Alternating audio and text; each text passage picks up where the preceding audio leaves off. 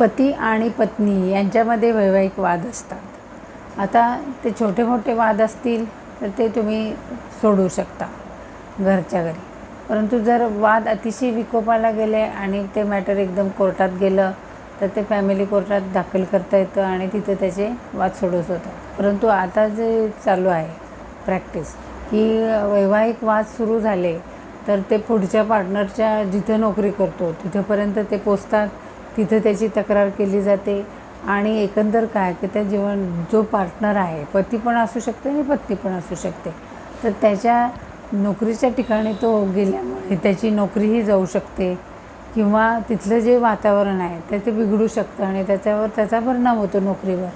तर मग अशा प्रकारची नोकरी जाईल अशा प्रकारचे वातावरण तयार करणं हे अतिशय गंभीर बाब आहे। तर बी.व्ही. नागरत्ना आणि आर. महादेवन यांनी या केसच्या बाबत असं सांगितलं की अशा प्रकारच्या तक्रारी पुढचा जीवनसाथी जो आहे त्याच्या तिथं अशी तक्रार करणं एम्प्लॉयरकडे करणं ही अतिशय गंभीर स्वरूपाची बाब आहे।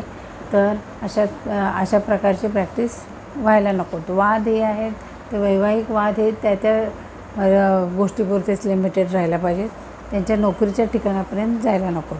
आता जी पण तक्रार तुम्ही एम्प्लॉयरकडे करता ती वैध आहे का अवैध आहे हे त्या परिस्थितीनुसार ठरलं जाईल। म्हणजे ती परिस्थिती कशी आहे, ती तक्रार केली आहे ती कोणत्या परिस्थितीसाठी केली आहे का वैवाहिक वादाची आहे, हे त्याची वैधता ही त्या तक्रारीनुसार आणि परिस्थितीनुसार अवलंबून राहू शकते।